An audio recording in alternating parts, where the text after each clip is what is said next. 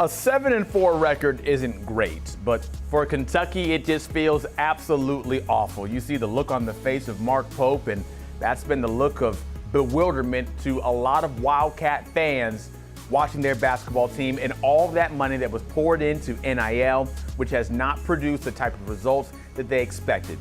And what maybe makes it even worse is that the 4 losses that the Wildcats have suffered, they were blown out against top-ranked teams. And leading to Pope saying this about the vocal strain as his doctor requests this, it's been a pretty emotional several weeks, and it's been taxing on my voice. Got to learn how to be able to speak through the diaphragm and talk up a little bit. But Mark Pope certainly going through a whole lot of things as his doctor wants improvement, and so do the Kentucky Wildcat faithful. My guy Adam Finkelstein here with us now. He'll have an article coming up on CBSSports.com about what we're about to discuss right now. It's the 4 ways that Kentucky lost their way here, Adam. And let's start with the way that things are looking of today's game of college basketball, shooting the 3. And as we lay them out for you here, I want to go piece by piece here, and let's start with those shooting woes. Well, it starts with this. Mark Pope is a coach who really values the three-point line. We can go back to his last year at BYU. That team attempted over 50% of their total shots from behind the arc, took more threes than twos. Last year at Kentucky, they set a program record for the most threes made in a season, his very first year in Lexington. The problem is that when he went into the portal and the recruiting trail, he got a lot of quality pieces, but none of them who could really shoot the basketball. Jasper Johnson, who you're looking at, he was one who was expected to be able to come in and really plug that gap. Remember, they lost 4 players who were all really important. Kobe Brea, Kirk Risa, Jackson Robinson, and Ansley Alomar. Those 4 guys took the vast majority of the threes last year for Kentucky, but they did not find equivalent replacements this year in the portal, and that has had really just dramatic impacts, not just on the shooting, but by extension, the floor spacing. 24% from 3 in those ranked games, and it's not like 37% is a really eye-popping number against the unranked teams as it is. You look at playmaking, and you need guys who can create shots and be able to help others. They bring in Denzel Aberdeen for Florida. He's been up and down. How inconsistent has that playmaking been in turn?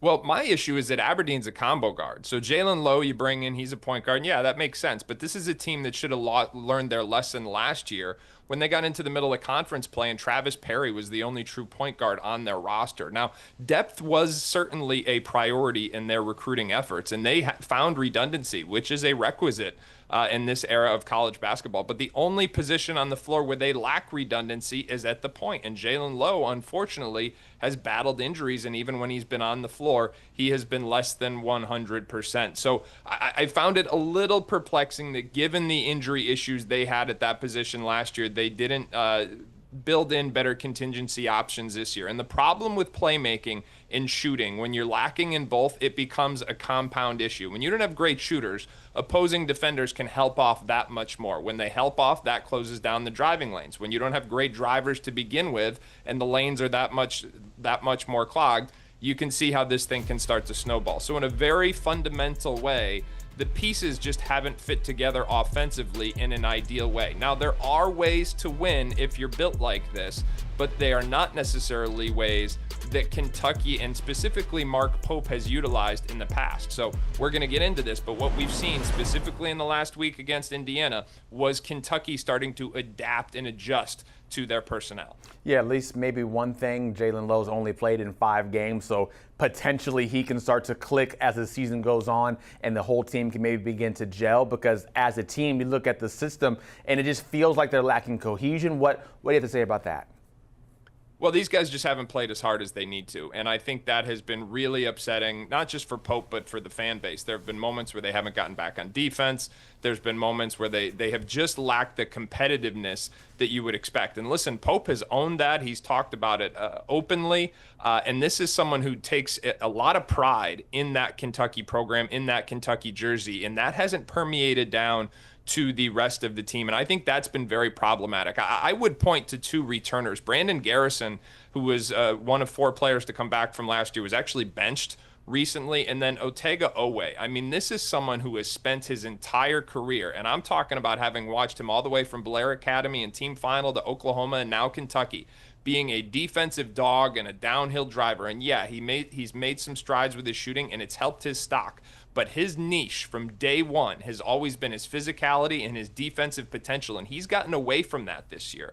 That has not just hurt Kentucky, but it's hurt his NBA aspirations. Remember, this is someone who declared for the draft and only came back last year for what was reportedly a big NIL payday. Well, he's hurting himself and hurting his team through the first 6 weeks of this season. He started to get it right in the last week or so. We've seen Pope give him some more credit, but Otega-Oweh is an absolutely critical piece to establishing some leadership and establishing a culture of accountability, particularly on the defensive end of the floor. Yeah, Oweh leading the team in points per game with 14 every night out there. And you mentioned the defensive portion of things, the leadership portion of things.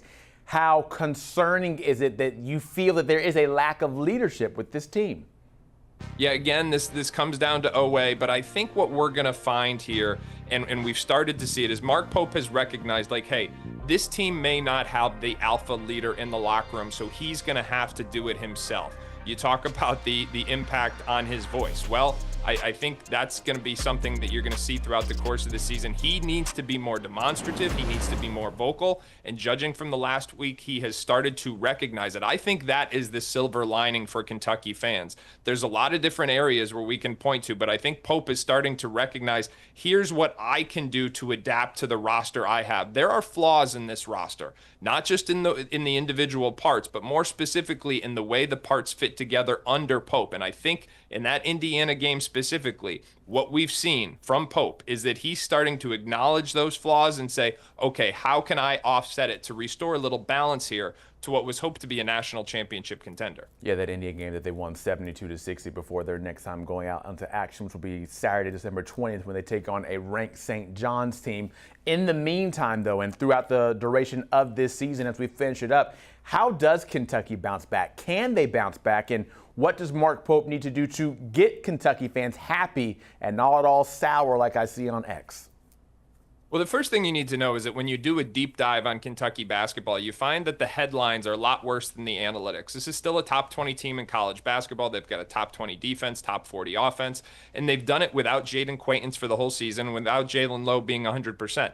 Now, as Lowe gets healthier and as Quaintance reportedly returns to the lineup as early as this weekend, potentially against St. John's, that is going to provide an infusion. This roster has some offensive liabilities, but they are built to be a defensive juggernaut. Already top 20, as I mentioned, and when you insert Jaden Quaintance and when you get Otega-Oweh to set the tone on a daily basis and you get Mohamed Diabate, who's known for his defense, that can alleviate some of the shooting. The other thing they have to do, they've got to change their math. When you're a three-point shooting team, you're trying to win games on points per possession. When you're a big team, a physical team, which is what it looks like this Kentucky team now is, you've got to win the points in the paint, the rebounding, the shot attempts. You've got to dominate those categories. They did that against Indiana. And I think those are numbers that are going to continue to be very important for this Wildcat team, especially with Jaden Quaintance coming back into the fold. Yeah, feels like the sky is falling for Kentucky, but like you said, you take that deeper step back and, hey, it's not as bad as the headlines might seem. Adam Finkelstein, thank you so much. Appreciate it, as always, as we look forward to catching Kentucky on CBS this Saturday. All part of the CBS Sports Classic going down in Atlanta. That first game starting at 12:30 Eastern is St. John's taking on Kentucky. And then you get another solid one at 3 Eastern, UNC and Ohio State. That's this Saturday on CBS and streaming on Paramount+.